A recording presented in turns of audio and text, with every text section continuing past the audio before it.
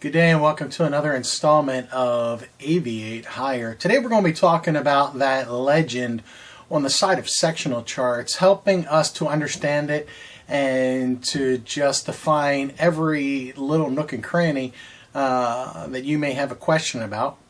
So we'll get started here.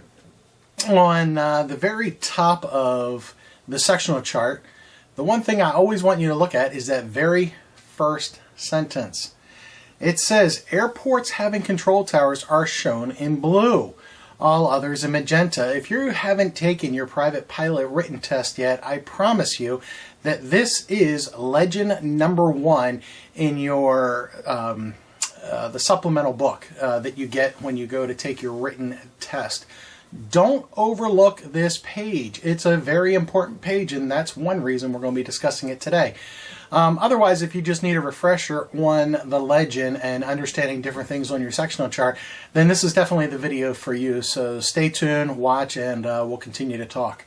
So we're just going to go through one segment at a time. Looking at the airports, as you can see here on the screen, above me, behind me, however you want to say it, we're going to look at open circles in this example other than hard surface runways. So that could be grass, typically, but that's what we're talking about. Anything other than hard surface. And then you have your little anchor there for seaplane base.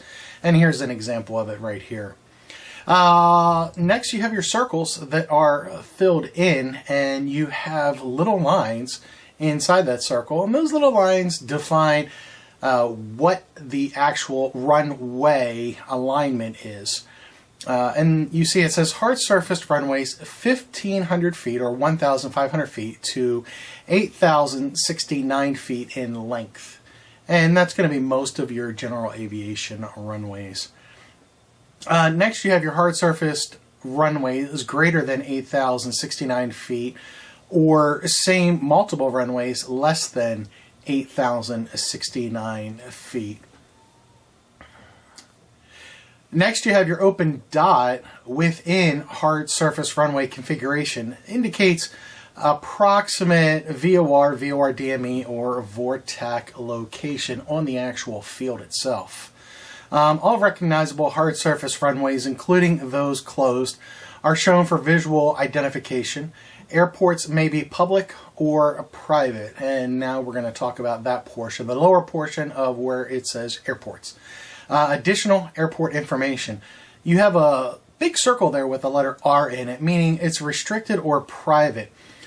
These are this is a soft surface runway or hard surface runway less than 1,500 feet in length, used only in emergency or by specific authorization. Just because it has an R on it doesn't mean you can't land or take off from that facility. It just means that if you are going to get prior permission, we have plenty of these type of runways in our area of the country, and all I do is just probably drive my car typically over to the field where the landing strip is and talk to the owner or give him a call on the phone if I know local pilots who know whose property that is, and say, hey, you mind if I come in here and land and potentially turn around and take back off, or for whatever reason it may be.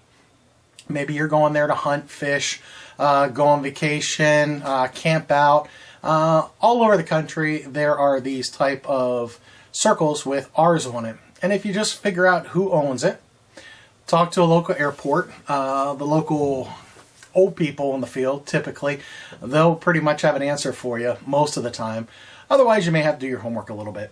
Next, you see we have military here. We got double circles. Other than hard surfaced, all military airports are identified by abbreviation AFB, NAS, AAF, etc. For complete airport information, consult DOD FLIP. Next, we're going to look at the four circles under that. You have your circle with the H, meaning a heliport. You have a circle with a U in it, meaning unverified. Then you have a circle with a big X through it. This is an abandoned paved having landmark value 3,000 feet or greater. And finally, you have that circle there with a big F in it, ultralight flight park selected. Underneath of that, you have the circles with the excuse me. You have the circles with the cardinal points on them, on the north, south, east, and west points of that circle. And what this means is this is services. You have fuel available and field attended during normal working hours, depicted by use of these ticks around basic airport symbol. Normal working hours are Monday through Friday, 10 a.m. to 4 p.m. local time. And then it says consult chart supplement for service availability at airports with hard surface runways greater than 8,069 feet. And then you have the star, finally. Star meaning rotating airport beacon in operation, sunset to sunrise. And you can see an example of it right here. Next, we're going to be looking at airport data, or maybe a different part of the country, airport data. I'm a personal data guy. Sometimes I say data, but for this video, most likely I'm going to be saying data. So we have several things here, and you will see it right here next to me where we're talking about box indicators, FAR 93, Special Air Traffic Rules and Airport Traffic Patterns, runways with right traffic patterns, public use, RP, meaning special conditions, exist, see chart supplement. So let's go ahead and look underneath of this example here. And it says FSS, that is your flight service station, or it has that capability. No SVFR. This is a fixed wing special VFR flight is prohibited. CT, this says 118.3. CT is your control tower. That's your primary frequency. Next, you have a little tiny star, and the star indicates operation part-time. So see tower frequencies tabulations for hours of operation. Next, you have that little full circle with the letter C inside. This indicates Common Traffic Advisory Frequency, or commonly known as CTAF. Under that, ATIS 123.8. This is your automatic terminal information service. And once again, remember, all this information, if you haven't taken your written test, is right here in front of you. It's all available to you. So these are the type of things that you don't need to memorize. If you just know that it's in legend number 1 and there's a question that asks anything about this, all you need to do is look at legend number 1 and the answer is right there. If you have any question that relates to anything on a sectional chart later on in the supplement, refer to legend number 1 because it's all defined right here. You don't have to guess. All right, continuing on, ASOS/AWOS 135.42. This is your automated surface weather observing systems, shown where full-time ATIS is not available. Some ASOS/AWOS facilities may not be located at airports. Next is Unicom. This is your aeronautical advisory station. VFR advisory. This is your VFR advisory service shown where full-time ATIS not available and frequency is other than primary control tower frequency.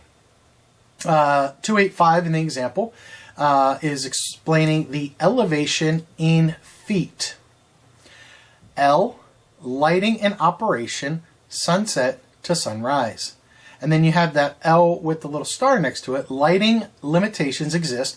Refer to the airport facility directory. 72. Length of longest runway in hundreds of feet.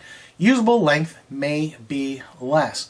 So 72, put 2 zeros on the end. That means the longest runway available is 7,200 feet. And when information is lacking, the respective character is replaced by a dash.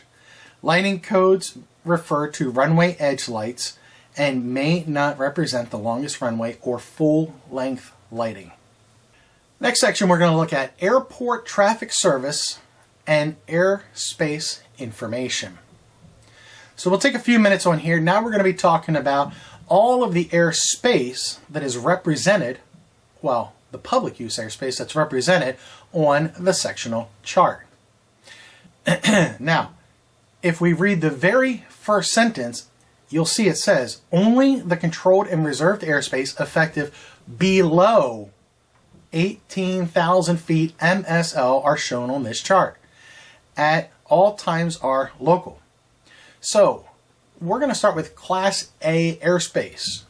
You're not going to find Class A airspace on a sectional chart because where does Class A airspace start? That's right. It begins at 18,000 feet MSL. So everything we're going to be looking at on this video here is going to be below 18,000 feet MSL. So let's continue on. You're going to see that solid blue line. And as you see the example here, this is a Class B airspace. The next airport we'll get into it more later, the intricacies of the actual airspace. But for now, we're just defining what these values represent. Next, we're looking at the thick magenta line, not to be confused with this line here, the mode C, that we'll talk about momentarily. But anyway, we're looking at the Class C airspace, Class Charlie airspace, represented by this thick magenta line, and you can see it right here on the screen. Next, we're going to be looking at the Class D, Class Delta airspace, represented once again by this represented by this blue segmented line. Now you see this square here that has the number 40 inside of it, and it's not a complete square. This is a ceiling of Class D airspace in hundreds of feet. A minus ceiling value indicates surface up to, but not including, that value. And typically that would be if the airport or airspace is located under the shelf of, say, a Class Charlie or Class Bravo airspace. Next, you're going to see Class E, beginning at the surface, is represented by the segmented magenta circle. Next, you can see where Class E airspace with floor at 700 feet above the surface is a magenta shaded line, thick shaded magenta line.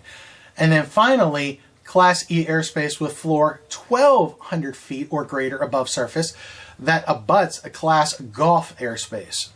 Now you have three Class E airspace, or three Class Echo airspaces here that we just talked about, where they begin, whether it's surface, 700, or 1,200 feet. For simplicity reasons, Class Echo airspace will generally and typically begin either at the surface or 1,200 feet AGL. Typically. Now, the 700 foot, where Class Echo airspace begins, is there and represented by airports that are associated with some sort of instrument arrival. So if that has an ILS, if it has a VOR approach, if it has some sort of RNAV approach, and if you don't know what I'm talking about right now because you're a primary pilot, that's okay. But just understand that Class Echo airspace typically begins at the surface or 1,200 feet AGL above ground level, or the transition stage of 700 feet AGL. All other times and all other airspaces, when I ask my students, so if I'm on the ground and Class Echo starts at 700 feet, where am I when I jump 1 foot into the air? And a lot of times students don't know how to answer that. But the simple answer to it is you're in Class Golf, Class G airspace. And that would go the same for underneath of the 1,200 foot AGL. Typically, it's going to be Class G airspace from the surface up to, but not including, 1,200 feet AGL. Out west, you'll see it's higher, but typically on the East Coast and on the east side of the Mississippi, it's going to be very difficult to find Class G airspace anywhere else or other than surface up to, but not including, 1,200 feet, or surface up to, but not including 700 feet AGL. Next, we're looking at just underneath that, you see the 2,400 MSL and 4,500 MSL differentiates the floor of Class Echo airspace greater than 700 feet above the surface. Class E airspace exists at 1,200 feet AGL unless otherwise designated as shown above. Class E airspace. Low altitude federal airways are indicated by centerline intersection. Arrows are directed towards facilities which establish intersections. Next, we're talking about prohibited, restricted, and warning areas. Canadian advisory, danger, and restricted areas are shown by that blue comb-looking type of a line there. Next, you're going to have your magenta-looking comb, and that's your alert area, and MOA, which is Military Operations Area. And then we're going to have Special Airport Traffic Area. As you see, it says see FAR Part 93 for details. Next, we have the ADIZ, your Air Defense Identification Zone. Here's the one I was talking about earlier, your Mode C, thin, skinny, magenta line, not to be confused with Class Charlie airspace. CFAR 91.215 in your... Next, we have National Security Area. And then in several places throughout the country, we still have TRSAs. And that's TRSA, that's a Terminal Radar Service Area. And we'll talk about in later videos what that is and what that means to you. But for purposes of this video and purposes of just identifying items on the map, this thick grayish looking line is a TRSA. And it'll surround certain airports. Your MTR, your military training route, you're going to see here is a thin, like a Victor Airway, but it's going to be a thin gray line, and it's going to have the direction, and it's going to have the letters next to it. Next, we're going to have radio aids to navigation. Here you see the symbology of what a VHF Omni Range, or typically as we call them, VORs, symbol is. Then you have the VORTAC symbol here, the VOR DME symbol, and as I said, we will get into more depth about these in later videos. For now, we're just identifying what they look like on your sectional chart. Next, we have your NDBs, which is your non-directional radio beacon. And then we have the NDB DME. And then you have the little circle there with a dot in it at the very bottom, and it says other facilities, such as your flight service station outlet, RCOs, etc. Next, let's look at the communication boxes. In the communication boxes, you'll see, depending on what's going on, sometimes you'll see numbers above, sometimes you won't. But let's look at it together. It says underline indicates no voice on this frequency. Crosshatch indicates shutdown status. This little symbol here operates less than continuous or on request.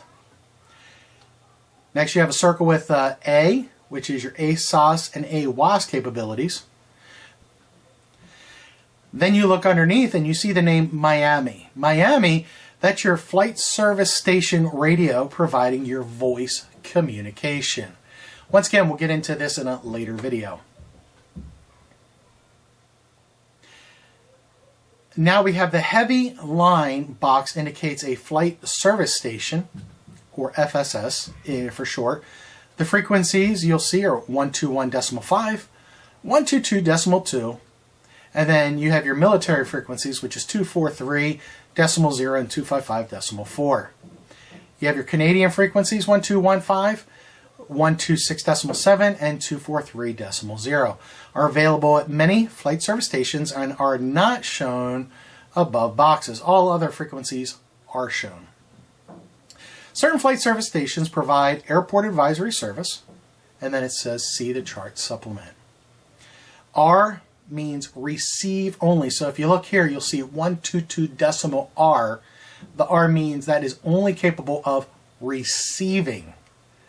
So you can talk on 1221, and that's what they will hear you on.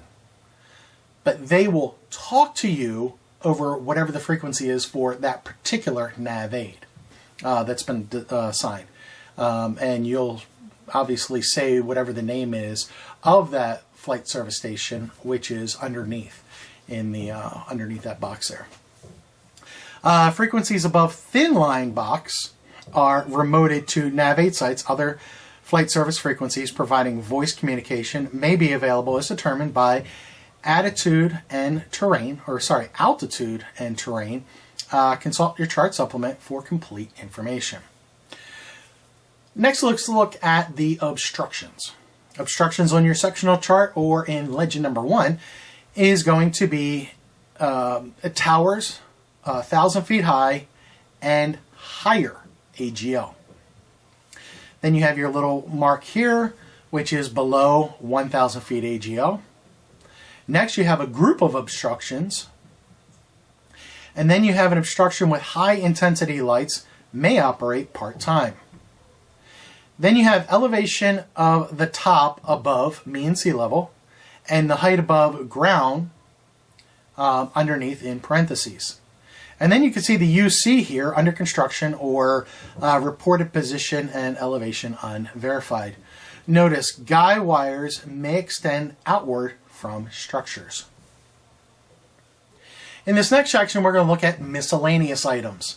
In miscellaneous items, you have the 1 degree east, or in your part of the country, it's obviously going to be a different number than 1. But as we've talked about in other videos, east is least, west is best. When we're talking about computing for going on trips here and there. You have your ultralight activity, hang glider activity, glider operations, unmanned aircraft activity, parachute jumping area, see chart supplement, marine light, name, and you'll see these are in 5 letters, and it has a little flag on it. Typically you'll see these around Class Charlie airspace, and that's where they will want you to give your initial radio communication to them. Typically about 20 miles out from the airport is where you'll find these flags, and they'll be over prominent landmarks, whether a city, a lake, or something that they've designated that's easily visible for you to find. And then VFR waypoints, see chart supplement for latitude, longitudinal operations. Topographic information. And we'll have all these all over, and all you need to do is just look. Roads and road markers, railroads, power transmission lines, aerial cables, landmark features, whether it's stadiums, factories, schools, golf course, etc. Outdoor theater, lookout tower with the number right there. CG, your Coast Guard station. Racetrack, tank, water, oil or gas, oil well or water well, mine or quarry, a mountain pass, elevation of pass.